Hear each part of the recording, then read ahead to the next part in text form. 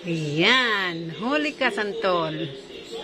Nahuli ka ni Lanzones at ni Abukado. Kala mo kung saan-saan ka naggagala Kanina ka pa'y nahanap ng mga anak mo, Santol. Saan ka ba nagpupunta? Ayan, nahuli ka tuloy ng dalawa. Kaya ayan, di ka na pinakawalan ni Abukado at ni Lanzones. Nakadidi na rin si Lanzones at Abukado sa'yo. Yan. Kanina pa yan Santol nagugutom. Yan. Kanina pa yan diding-didi sa'yo. Nag-aaway pa yung magkapatid. Tingnan nyo naman guys.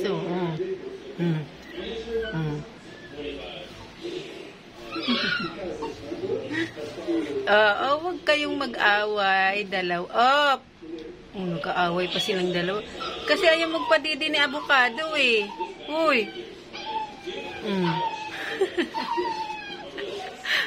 Nakakatawa talaga itong dalawa na ito. Nakakatawa yung anak mo, Santol. Nag-aaway pa silang dalawa. Yan kasi, Santol, hindi mo kasi pinapadidi. Layas ka kasi ng layas San-san ka nagpupunta Kaya ayan. Sabik na sabik sila sa pagdidi sa'yo. Ayan, Santol. Huwag ka na kasi layas ng layas, Santol. Kaya ayan, uhaw na uhaw tuloy silang dalawa.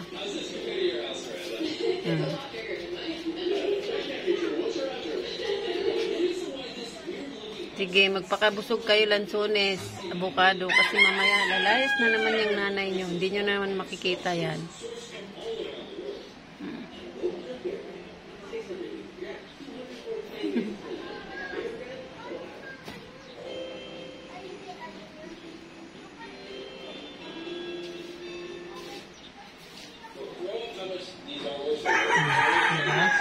Yan, ganyan lang.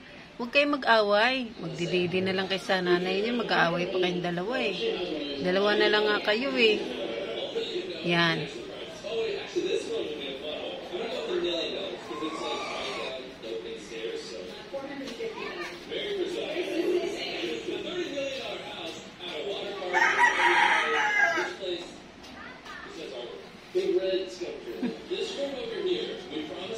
Sarap na ng didi nila guys